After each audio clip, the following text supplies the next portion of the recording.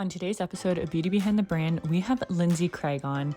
I absolutely love her energy. We talk so many things about the beauty industry, some trends that are coming up for 2025, and just something different that the beauty industry needs when it comes to consulting. And she has created a business all around that of things that product line businesses need to re-inspire themselves, to get more products on the shelves, to get into the right retailers. And I think you'll love this episode because we're personally working with her and I do not regret it for 1 second. She just lights me up every time we're on a call. I get so re-inspired on what our mission is, what we need to do, if we need to pivot different marketing ideas. And I think you'll get a lot of takeaways from this one. So let's dive in. Lyndsay, I've been dying to have you on. I feel like we've been talking about this for a I while. know. I So know. We could make this work in our schedules. I know it's either I'm busy, or vice versa. So I'm happy we're actually able to get you on. And you're our second last guest to have on for this season. So I'm glad we have you on and we're going to be able to actually hear your story. I'm excited. I haven't even heard your story or your background, and we've been working together for quite some time now. I know, and it's funny, like, once you get into your role or whatever you're doing, it's like full steam ahead, but there's so much that goes into kind of both of us, like, where we Mhm. end up in our career and what makes us kind of special and unique in our industry. Yeah, definitely. And I think too, it's one of the things where with the beauty industry, you can actually kind of go anywhere with it. And that's what we were saying before this call is I love this podcast because we have everyone from software developers in the beauty industry. We have marketing, we have social media, we have brick and mortar locations, product lines. We kind of do it all. And I think that's something where someone might get a spark or an idea or a second career choice listening to our entrepreneur stories. Yeah, certainly. Awesome. Well, you have the floor. I'm excited to hear your Okay. story, how you got to where you are now and all the exciting things you have coming. Yeah, I'll tell you, I guess I'll start a little bit about like what I'm currently doing now and then how it all began and kind of I'm sure it'll go back and forth and everywhere in between. But today I own and operate a brand building beauty business called Lyndsay Craig Beauty, so LCB. And this business was originated having worked for many years on the cosmetic and beauty brand side. So, working directly with brands, either in education or as, a sales rep, I really did all facets, from a corporate or head office perspective to really learn kind of through and throughout the beauty business. And I had come to this point where I had gone on a second maternity leave and I had been working for, pretty big Canadian distributor where we would bring brands on into Canada and service them at major retail. So service meaning, doing the training and the education and really the marketing side to make them have a big presence here in Canada. And I had, worked at a really interesting big fashion and cosmetic beauty brand and brought them into the country. And it was kind of time where I wasn't sure, where my career was headed, if I wanted to continue, working directly on the brand side. I was traveling back and forth to New York quite often with this brand, so the travel was heavy. I have a young family, and I've always had, that entrepreneurial spirit within me. It's always, what's the next thing, and I think you're so similar like that Mhm. too. It's like the constant hustle. It's just when you have it, you have it. And I had gone on a second maternity leave and I was like, you know what? Now is the time. Now's the time to resign. Everyone thought I was crazy. They're like, "What? You're quitting? There's so many opportunities with the brand you're at." Um, and I was just like, "You know what? There's a huge opportunity to step off on my own and create this agency where I could really help brands, both large and small, enter the Canadian retail landscape and help them grow. And even to this day, there's no one else that's truly doing that. I feel like from a very boutique style or authentic voice who really takes on the brand as their own. And that's what I've been doing is, and similar to working with you, is once I take a brand on, I become the brand alongside, you Mhm. or whatever brand I'm working with so that we can grow it together. So that was, I guess, oh my gosh, almost 7 years ago that I branched off on my own, took that huge leap of faith, never looked back, and started LCB. So, what I mainly do is either help brands that are already in retail. So, take, a big brand that you may know specifically within the cosmetic industry, and maybe they've launched in like a Shoppers Drug Mart or a Sephora or Holt Renfrew, and they really kind of have lost their steam. So they don't really know what to do. They've kind of exhausted all their marketing efforts. They've done, certain things with their retailer. So I come in and I have a team that will really re-inspire the brand. So for example, they will go into the stores and they will help from an eventing perspective. They'll educate the team to, inspire them and train them on the features and benefits and kind of really elevate that brand to help the brand succeed. So that's kind of one division that I have within the company. And then the other one is helping smaller indie brands with their retail acquisition. So, as you know, it's so hard for brands that are emerging to cut through the clutter, to have the right network and connections to really succeed. And there's like a slew of things that brands need to obviously have, financial resources. You have to have the right marketing story. You have to have efficacious products. I mean, you have to have this perfect storm in order to be successful. And there's only a handful of brands who can really do that. And I will work with some of these upcoming and emerging indie brands to help them with their acquisition. Just having worked with the retailers for so many years, the relationships I've built and the experience I have, I'm able to take these brands and make them into something bigger. Yeah, I feel like relationships, like you can't put a It's price huge. in relationships. It's huge. No, and it's like whether you're in the cosmetic business, which is so small, everybody Yes. turns out knowing everybody. And I know we've even had certain, Yeah. oh my God, I know that person too. But it's everything. And it's people remember how you treat them and the experiences that you had with them. And it's funny when things come full circle and you call on those people to help you down the road. So I think Mm. that's definitely a big one. And then the third part of my business is the media side. So I've worked a very long time with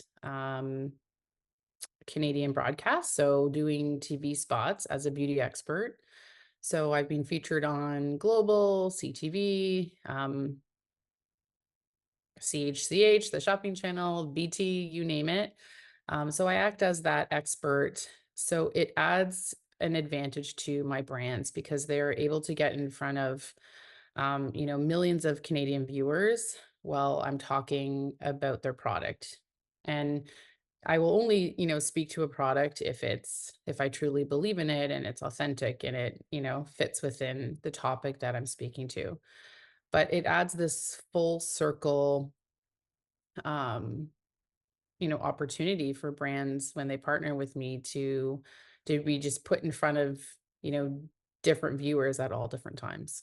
Mhm, and it's great, like, for us, when you've been on some of the live channels, it's been great because then we can share that on our social media, and that validation for us as a brand is huge. I feel like just, posting and sharing that on our website or even our wholesalers and distributors love that because 'cause they're able to share it as well. So, if people hear your voice or look at you and they're like, "How do I know her?" That's probably why. Yeah, I've been doing it for so many years and it's the fun part of the job for me where it's, I get to really, showcase these brands and so many of them are so grateful to have that opportunity just because the sheer amount of viewership and impressions that, a morning show is able to provide. Are you looking to fuel your body with the best nutrition? Look no further than Good Protein. Whether you're a fitness enthusiast, a busy professional, or just someone who values their health, Good Protein has your back. Good Protein offers a wide range of high-quality protein products that taste amazing and make you feel even better. But there's an exciting part. When you shop Good Protein, you're not just getting high-quality protein, you're getting it at a price that you won't break the bank. Use promo code behind the brand at checkout and you'll get exclusive 20% off your order. That's right, 20% off. Browse our fantastic selection and make sure to enter behind the brand to unlock an extreme discount. So why settle for less when you can get the best? Give your body the nutrition it deserves with Good Protein. Head over to the website goodprotein.ca and remember to enter that promo code of behind the brand for 20% off your next order. Oh, and I think too, as an entrepreneur, I think it's sometimes hard to do it all.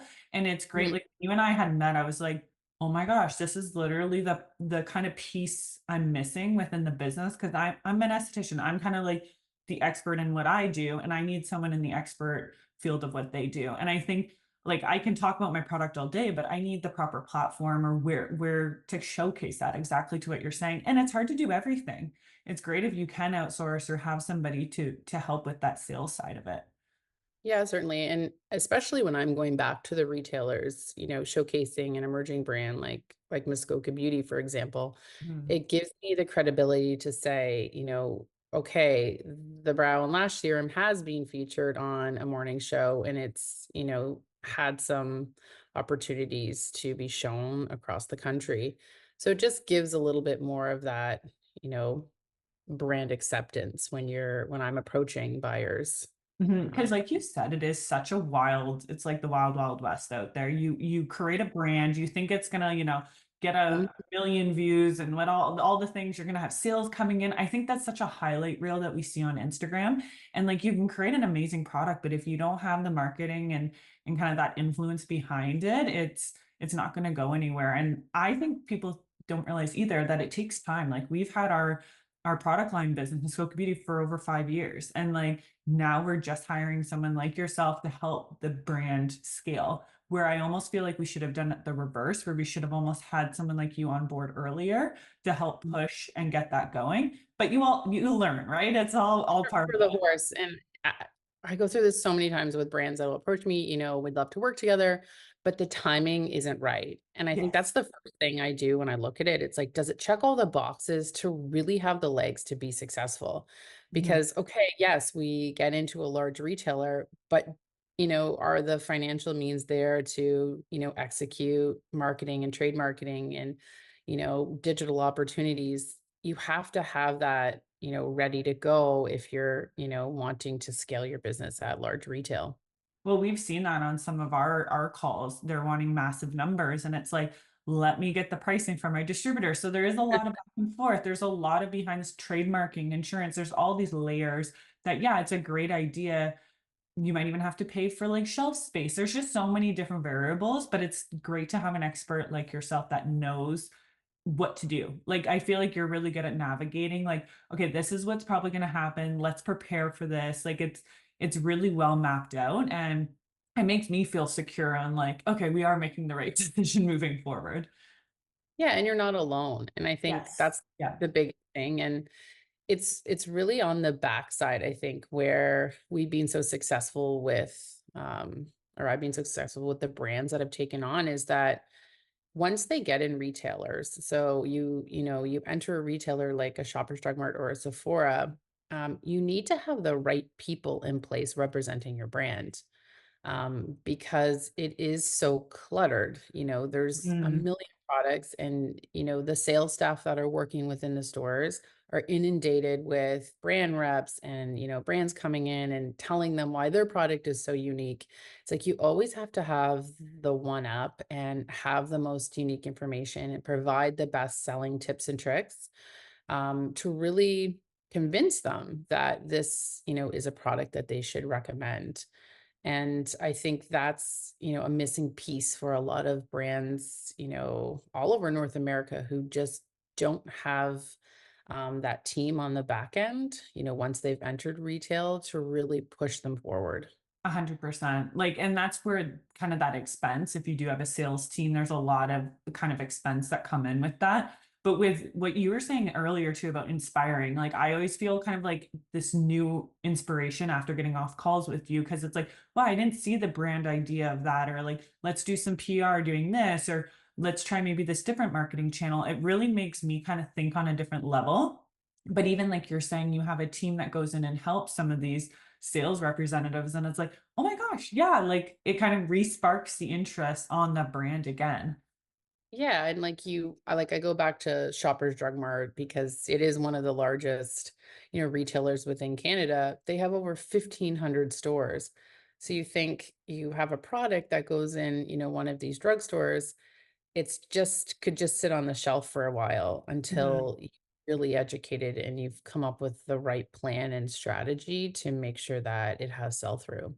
Mhm. What's kind of your biggest tips when kind of a brand is looking at that point to hire? And I love that you are a boutique company because it's great. Like we do chat one on one. It's not like a massive corporate company that I'm dealing with. But I think there's so many different layers of when someone's kind of like, oh, maybe it is right. I am ready to go to that next level of like mass scale when it comes to getting into a massive franchise like that. What's kind of like the pillars of where they should kind of start or think that they have in place before starting? Yeah, it's funny, like really any brand that either is existing in big retail or wanting to emerge into big retail is we have the scale back conversation where it's Mhm, like, we're going to start small. We're going to learn together and make sure that we're doing it the right way.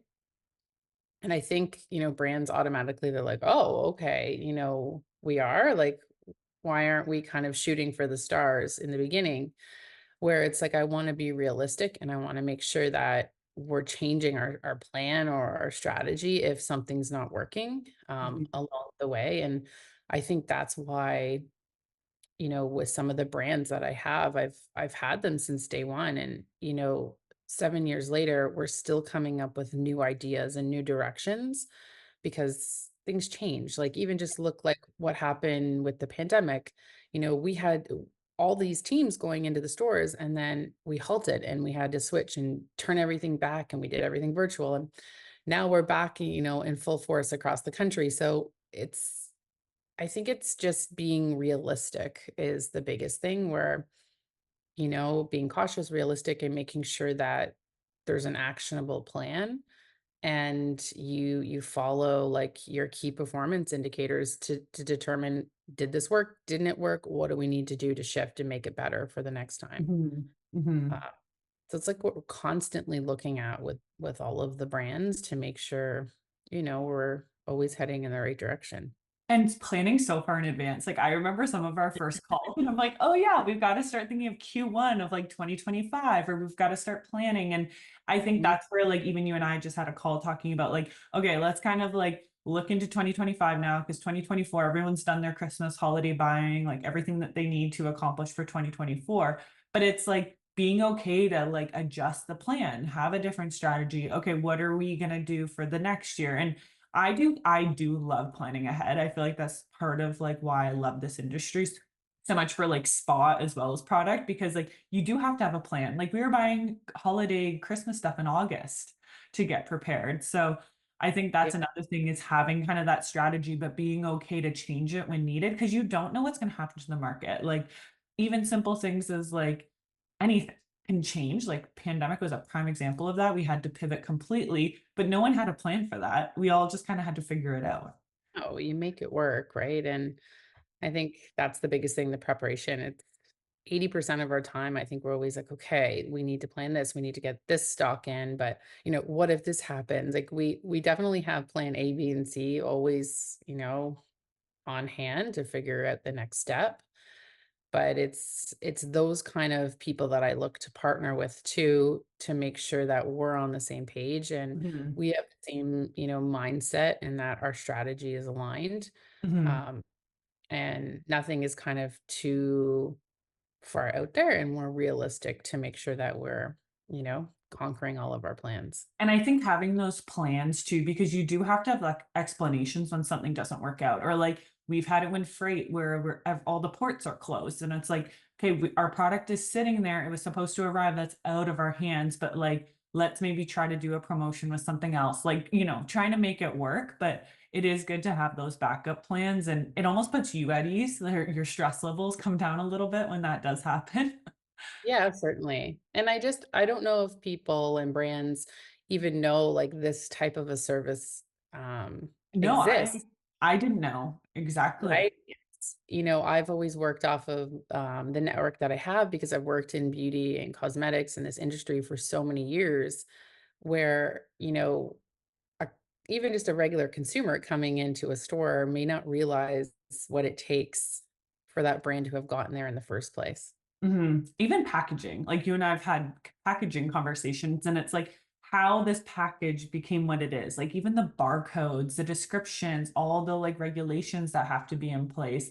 And that's where I think, yeah, that journey of that product, how far it's come. But even when you and I had met at the event in Huntsville, I went there not expecting to know anyone or whatever. And like I was like, as soon as you went up on stage and started presenting for the fashion segment, I was like, I need to talk to her. I'm like, this is something I literally did not know existed, and I need this. Like it just everything you explained, I was like, this is exactly what we need in our brand. It was like I was meant to meet you that night. It was like the most I surreal thing. I know. As soon as I connected with you, I'm like, oh my God, we're like the same. I, we thought the same way. And, there was that spark in your eye. So it was definitely meant to be. And that's one of the other things. Like you have to click and make sure everything Mhm, works mhm, um together and have that mutual um strategy together. But yeah, there's this whole world I think that exists for, entrepreneurs to think about. You know, mhm. they're wanting to switch a career or they're kind of stuck within their corporate realm. Um, there's opportunities and a service like mine that I offer gives companies the opportunity to take a little risk, but not a risk where they're hiring necessarily on employees to do what I do, Yeah. where be a little bit more tricky for new or even existing brands.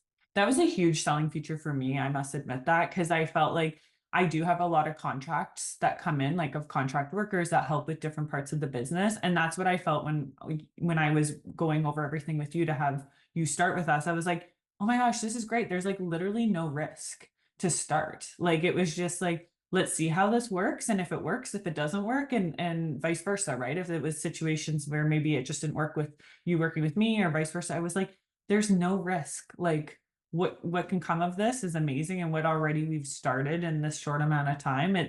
I think for people it's scary to kind of get started in something you're not that's not normalized in like what your industry is. So for you, you're like, this is what I do every day. It's such a normal thing. But you were so good at explaining what your job was, bringing on Muskoka Beauty, for example, that it just like brought me to ease. I'm like, she's the expert. She has the know-how, she has the connections. And that's when I think entrepreneurs who are listening to this too, like whether that's you're hiring like a social media expert or you're hiring like a sales person to come in to start pitching, like there's so many different things that can come into your business, come in and out of it, but it's also like you can get rid of it if it doesn't work either, right? There is nothing that's written in stone. Same with our plan A, B's, and C's, right? Like everything can change very quickly. I know. I think that's it. And just to have the confidence in yourself and know Mhm, that like when I first started out and you're really kind of going through what your expertise is and mhm. understanding what you can offer, there's a lot of things that just come so naturally to you you've just done for so Yes. many years where you're like, oh, like everybody would think that way or would know how to do that. But I think that's just a huge piece for anyone starting out is you can't take for granted the knowledge that you've learned and the many years of experience you may be able to bring forth to the table because it's just so valuable, um, for whatever your surface offer is. I also feel like you're making me jump out of my comfort zone in a good way. Like I feel like even we've had conversations about like even myself doing like pitches and going out and actually doing live stuff. And I'm like, you know what? I feel like I could do that because Yeah, like it's just like I'm like, I never thought in a million years that would even be like an opportunity or something that came up. But it's like having someone I think that believes in your brand, believes in you, and believes in the vision of where the business is going is like You can't put a price on that because I feel like entrepreneurship can be so lonely. I'm sure you're the same, right? It's like, am I doing all the right things? Am I growing and scaling this in the right way? And it's having someone who's kind of that cheerleader in the background that's like, you can do this. I'm thriving that you're going to do this. It's going to happen. So I think that's a huge part of having someone there for you, whether that is an employee contract, any type of support system. I think it's so important, exactly to what you're saying, is like to help them grow. And you are an expert in something. You might just need someone else to realize that in you. Exactly, and push you forward, right? And Mhm. take the risk and then realize that, hey, it's not that big of a risk to begin with. It's just putting yourself out there. And then you do it, and you're like, oh my gosh, that Oh, felt I can do amazing, this. right? Yeah. Exactly. Now, is there anything that like comes to mind when you're thinking of 2025? Any like trends or things that you're seeing in the beauty industry and like retail? Anything that kind of comes to mind, Lindsay? Yeah, like with the retail landscape right now, it is going back to, we're seeing the trend of that traditional customer service, Mm, very personalized, one-on-one, almost like a prescription for you that's very bespoke. So that is certainly coming back, and it's what I'm really pushing my team to hone in on. Um, so it feels genuine and it is authentic, when either the beauty advisors are recommending a product or it's, my team that's out there, working with customers and the store teams, is to really the old school customer service, listening and understanding the customer and the consumer's needs.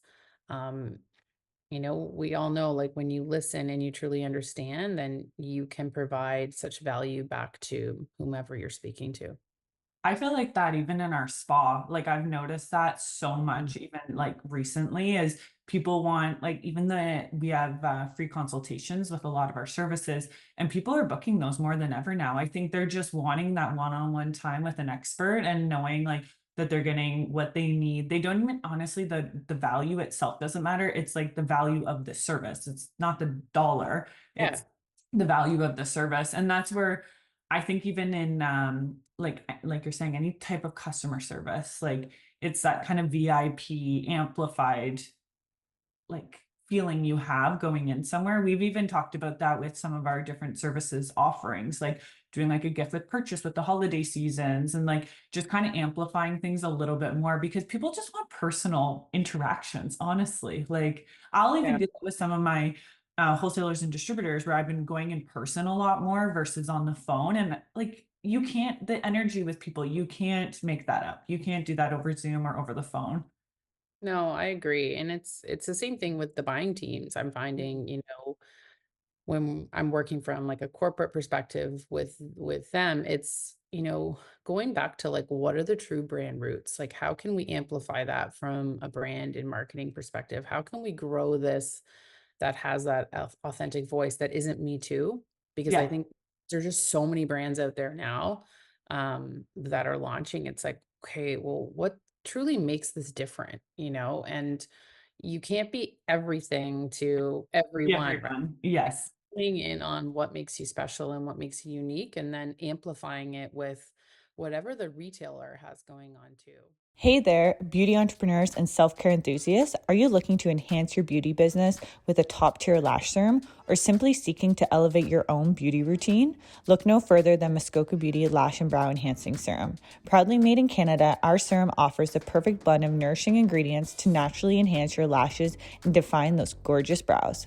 Whether you're aiming to retail a sought after product or enhancing your personal beauty, Muskoka Beauty has you covered. And here's an exclusive offer just for our podcast listeners. Enjoy a fantastic 15% off discount on your order. Simply use the promo code podcast15 when visiting muskoka.com to claim your savings. Again, that's promo code podcast15 for 15% off our lash and brow serum. By the way, it is our best sellers, so can't wait to see your before and afters. I feel like a lot of old trends are coming back, like that early like 90s to 2000s, like a lot of those trends are coming back now. Even with makeup, like I feel like less is more now. Like, but then I'm like seeing this new trend that's coming with like black eyeshadow and all these things again. I'm like, wow, that's what we used to do. So it's like so funny how the trends all go through their cycles. Um, but we've noticed that so much with like even the makeup now is for bridal and things. It was always like clean aesthetic, like very like simplified, but now people are going a little bit more dramatic and wanting I know. more. Yeah. Yeah. I know. I feel like it's whatever suits, the person. Obviously, you're there to help them make them feel their best. Mhm. And it's the same with a brand that, I'm trying to build and make successful from a big scale is what makes it unique. And it's funny when you really talk it out, it seems so simplified, but it's true. It's bringing out that authentic voice and the uniqueness and the like how genuine the brand is. I remember you had mentioned that, I think on our last call, that you're like, "Hey, you're a Canadian company, you're female owned." Like, you're like, "We gotta run with that." Like, those are like the things that are gonna make you stand out. I was like, "Oh yeah, I guess we are, aren't we?" It's like, Right? It's all the things you take for granted or you are. And it's like, well, that's special and that's unique. Mhm, And someone like you're able to, speak in front of the camera and you have, your pageant background. So it's taking all those things where you may feel like uncomfortable in the beginning to say like, mhm. "Oh, I don't know if that's, Yeah. something I really want to amplify." But that's special and that's unique. And that's where we, like someone like me, would really hone in on to see how we can make that a bigger story and make bigger connections with the products that you have to offer. With shoppers, for example, like when they are bringing in, like, do they have kind of like different, like they have so many brands per year that they have to bring in certain kind of niches, if that makes sense? Yeah, every retailer is really different on, how they operate with their categories. Yeah. Um, there's definitely trends in retail that you'll see where like color cosmetics Yes. is trending, stronger than maybe skincare or fragrance or hair care. So that definitely shifts year over year, and you'll find that the buying trends reflect that. Mhm. So it's something to kind of keep an eye on as an emerging brand. What is working, what is selling, what are we seeing from, a national perspective in terms of growth? And then that can really help smaller brands curtail their product offering. So, Mhm. they can look and say, okay, well, we know, you know, color cosmetics is up and it's a white space in the market. That's where you could think of launching products or doing product extensions um, to really fill that need. Yeah, I find it's really hard sometimes to know where to go next. Like we haven't launched any new products like really recently, and that's where I almost feel like it's like, okay, what's going on out there? What will be the next one? And I also feel like my team was like, okay, no more launches for a while. Everyone's like, enough is enough, because it is a lot of work to launch each brand, but it's trying to find like what you said, like something that's going to make you unique and stand out, but also something that's not just like a trend for like a very short amount of time, something that does have longevity. Some of the books I've read, I have a lot of like um really old cosmetic like biographies and stuff from like the 1920s, and I just love reading those, like Elizabeth Arden, for example, of just like how they created their beauty lines, and it's like that stuff we still use today that is 20, like 100 years later, and it's still something that's so relevant. So finding something that's going to last for like hundreds of years for us to move forward with. Yeah, and you'll find like some of those legacy brands, they all have a hero product. They have a Yes. product that is their anchor and their foundation, and that's what made them successful. And that's what I share a lot with more of the indie brands as they're, adding to their product assortment, which is so important, obviously, for Yes. growth and innovation and newness, but not to lose sight of why their brand was created and what their hero SKU is. And really put at least 50% of their marketing spend and their value add behind that, because that is what will continue to make the brand successful and have longevity.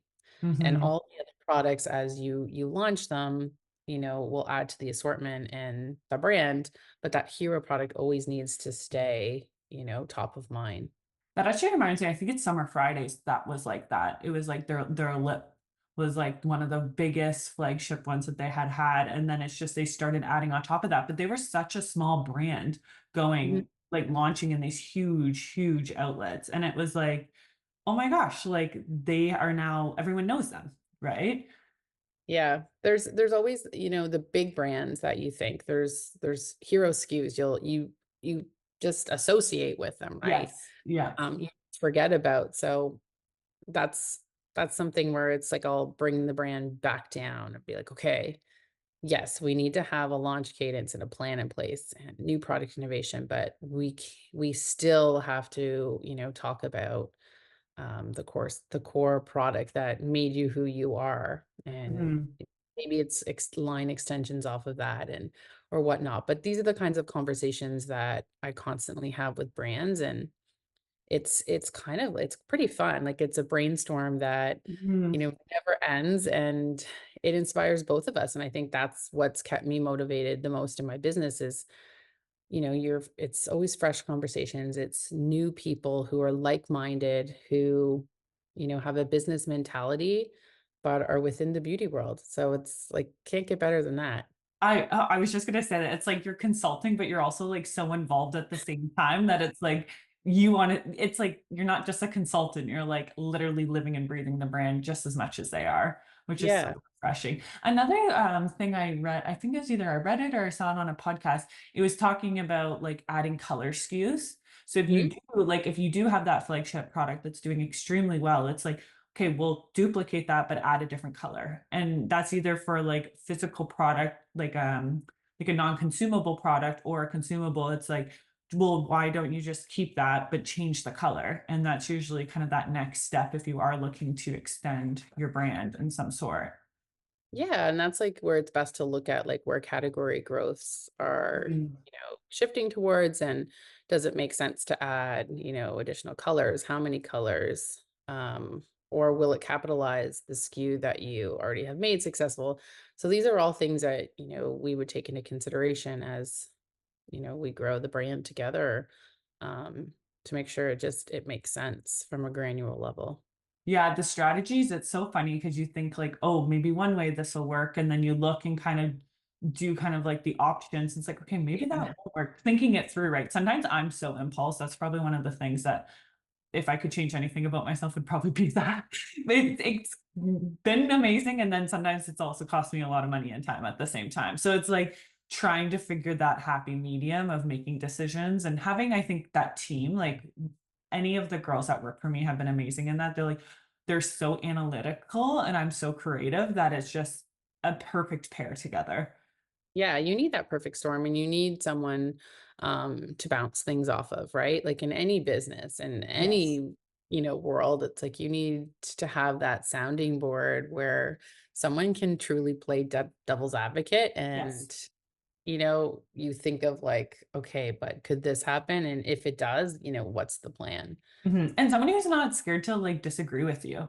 I think I've had that before where people just agree. And then I'm like, after I launch and spend all this money and do all the things, they're like, well, I would have possibly changed that. And I'm like, why didn't you Why tell didn't me you say anything? before? Yeah. Yeah. So it's having someone that's okay to kind of speak up and be the voice of reason sometimes is so important as well. Yeah. Is there anything I'm not asking you, Lindsay? Anything that like kind of comes to mind or anything that like kind of shares more in depth of kind of the industry and what's coming for 2025 or Yeah, I think I've kept things so high level to, and it's so specific when, I'm working with a different, specific brand or whatnot. But I think what's so fun about our industry is that it's ever evolving, it's ever changing. There's so much cool innovation coming down the pipelines, and I think that is something for brands to really keep their eye on is what their digital strategy is, but also like through augmented reality and AI, like we need to kind of continue to start thinking outside of the box.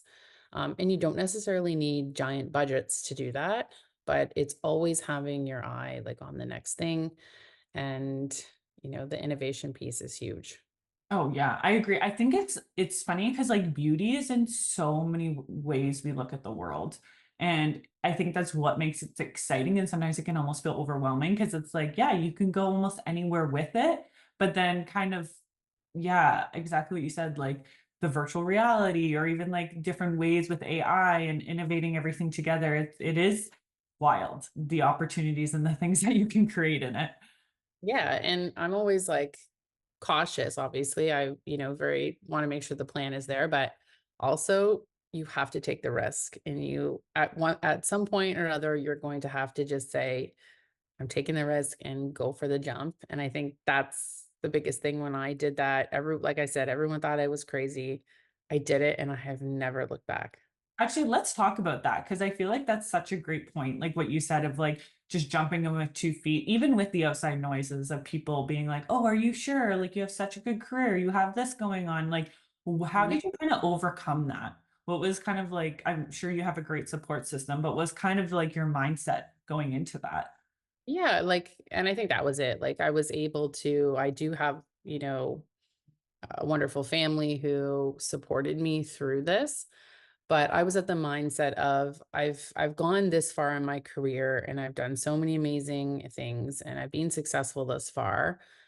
That's experience that is always going to be there and it isn't going to change. So worst comes to worst, if I am to jump and this master plan of mine doesn't work, I will fall back on those years of experience. And I think it's having the confidence to do that.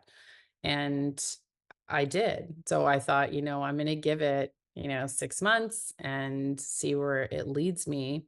And the worst case scenario is, I'll find my way back to, working with a brand or through the connections and the networks I have, most likely I'll find my way back to plan Yeah. B. Everything's figure outable. I feel like that's the other thing. You're gonna find a solution, you're gonna figure it out. But I think it's Yeah. the leap of almost not allowing yourself to just accept that of like, oh, I could just go back if it doesn't work out. It's like, I'm Well, gonna it's make this get work. comfortable too, right? It's Yeah. like, okay, you're comfortable where you are, and maybe whatever you're doing or you're not, but you're just not sure. And I'm the first one, like if we're out and we're talking with like-minded people, I'm the first one to say, take the risk, make the jump, try it. Like the worst case scenarios, you can kind of go back to what you're doing. Mhm. I know that's so much easier said than done. And there's a lot of different situations and scenarios out there to consider. But if you can, and you have a solid plan, why not?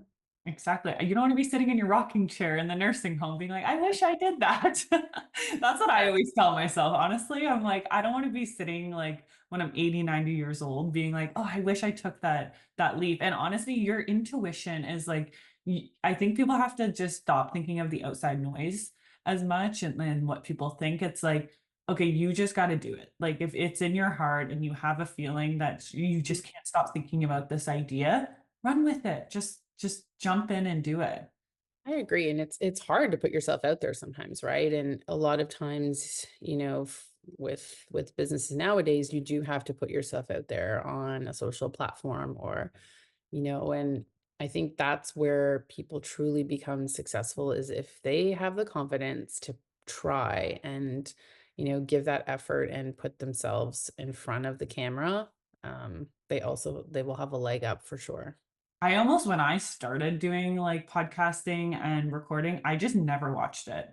I would just, like, literally put it live and just never look back because I feel like you go back and critique everything you do or everything you say. I'm sure you're like that, especially when you first started going on live television, right? It's like, "Oh my gosh, why did I say that?" Or what like, all the things that come to mind, but I think it's like the biggest thing is just getting started to do it, and that's what I say to a lot of my friends who are entrepreneurs. I'm like, you just gotta jump in. Like you can't think you almost like you just can't talk. How would you talk to your friend, right? Like you can't talk to yourself like that, right? It's so much easier said than done, but it's like you gotta just keep going. You gotta just keep pushing through and find friends or support systems that believe in you as much as you do. Like that is I remember when I opened my spa at like I just turned 21 and I was like, I'm crazy. People think I'm nuts. Like, this is insane. But I had such a good support system around me. And that's what I say to people of any age who's starting a business. I'm like, if I did it at 2021, you can do it. Yeah, and like the worst case scenario is, you're gonna kind of go backtrack or plan B or figure it out in a new way. But Exactly. I feel like this was a good pep talk for everyone listening. Yeah. I hope everyone's feeling inspired because I do. Aw. Amazing. Is there anywhere specific that people can reach out to you, Lyndsay, whether that's your email, social media, anywhere, website? Yeah, I can leave my email is Lyndsay@lyndsaycraigbeauty.com, as well as my Instagram handle is Lyndsay Craig Beauty. And whether you email me or reach out on a DM, I'm, always welcoming, any new conversations. Amazing. And we'll put all the links below as well, so it's easy for people to click and reach out. But thank you so much. I'm so glad we got to finally do this. I know. This was great. Thank you so much. No.